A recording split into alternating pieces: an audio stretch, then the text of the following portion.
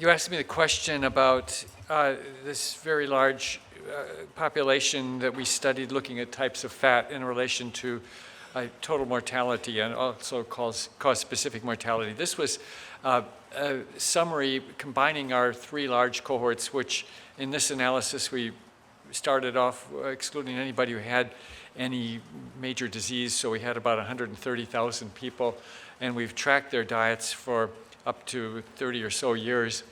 And during that time, about 30,000 of our participants died, unfortunately, and we all will at some point in time. But that gave us a lot of information. I must say, this work has really only been possible because of the committed participants in our study. They're all registered nurses or other health professionals.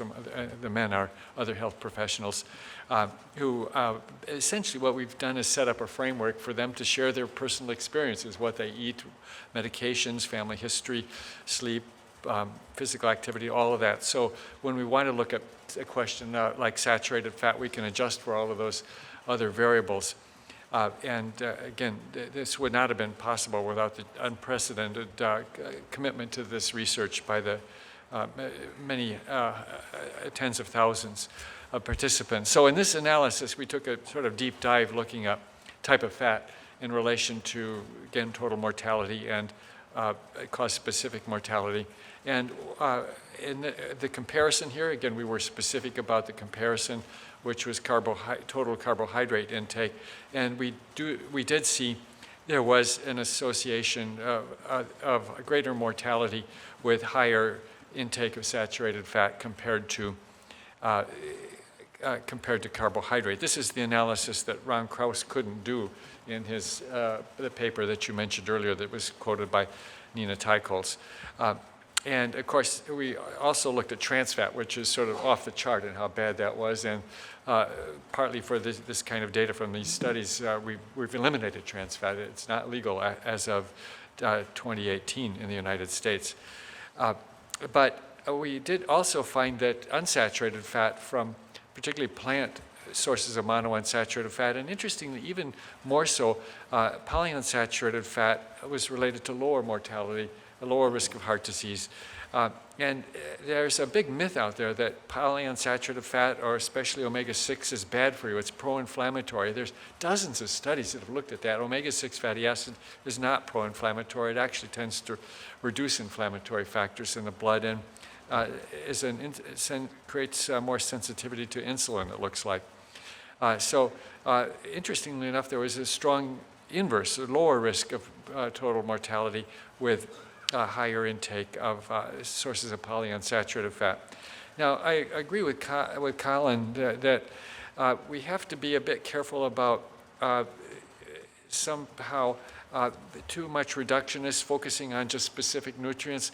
But I think it's sort of like the proverbial Indian blind men feeling an elephant, that it's really something as complicated as diet. It's useful to look at it from a number of different perspectives. And looking at it from this whole dietary pattern is really important. And we've done a lot more of that recently. Bringing it down to foods is really important because we make our choices among foods and bringing it down. But I also think we do want to learn about specific nutrients and looking at it from that more mechanistic lens as well. It does help us understand what's really going on, and the fact that there is this association both in randomized controlled trials with feeding saturated fat does increase LDL cholesterol, no question about it. And we see the same pattern when we look at risk of total mortality or cardiovascular disease. And that kind of information can help us generalize and make decisions where we can't do a randomized trial, say, of olive oil versus soybean oil, and to look at over a couple of decades total mortality, something like that. So this kind of information can tell us, along with other types of information, that if we have to take a choice and people are going to eat oils in their diet, that more unsaturated kind of oils would be better than like palm oil that's highly saturated. And this is important because globally, by far the greatest source of fat is palm oil. diet. It actually is probably, cutting down rainforests is not a good idea for sure, but we don't have to grow palm oil, produce palm oil in rainforest territory. We can produce in other kinds of territory. And from other standpoint, palm oil production actually can be a relatively ecological, good, favorable source of producing oil. I must say, in this Eat Lancet report that David mentioned, feeding what will be about 10 billion people on our planet by 2050 is a big challenge. Whatever we do, it will have big footprints. Just because 10 billion people eating is going to have big footprints. So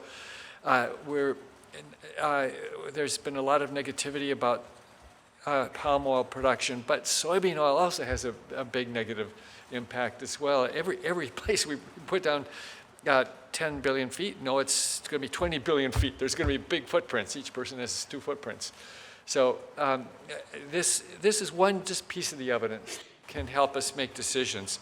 But it does say that in general, that in our diets, that saturated fat was coming from dairy products and red meat primarily. And what we see is, if we then sort of step back, look at it, the bigger picture, this is one more reason why a lot of dairy products and red meat in the diet is not going to be good for us.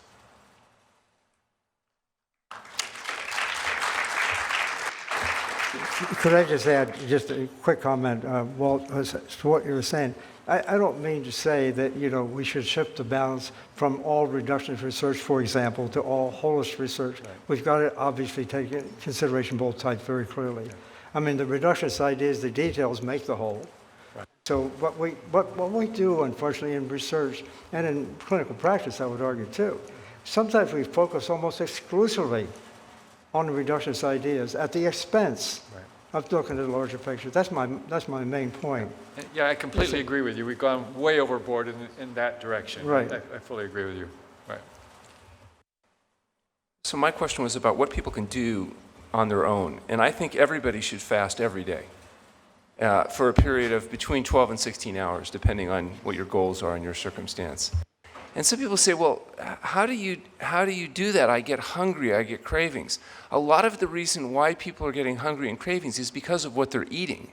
If you're eating refined carbohydrates and you're stimulating your body to have excess insulin production, which drives your sugars down, which tells your brain that you're starving, of course you're going to have cravings. That's what a lot of those cravings are, is a reaction to a very poor dietary choices. But once you adopt a whole plant food SOS-free diet, you find your blood sugar levels tend to be much more stable. It makes it much easier to make good decisions about what you eat from meal to meal, and it also makes it possible for you to fast for a period of 12 to 16 hours every day. By not eating right before you go to sleep for a few hours, by delaying the morning meal perhaps, so that you get that period of fasting, there's evidence to suggest that even that period of fasting cumulatively can increase glycemic control, reduce the recurrence of conditions like breast cancer, regardless of the other variables in the diet. But if the other variables in the diet are good, you're eating a whole plant food SOS-free diet, you'll find that this is a rather easy thing to do compared to people on conventional feeding programs.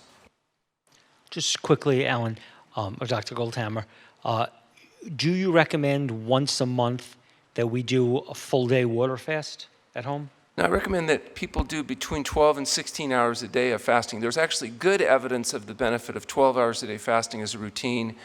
There's some suggestion that extending that to as much as 16 hours may be beneficial. But beyond that, I'd recommend that medically supervised water-only fasting be done when long periods of fasting are going to be entertained. So you're not saying that if we were willing to 3-4 times a year, for a full 36-hour period at our home, do a water fast, you're not recommending? I don't think we have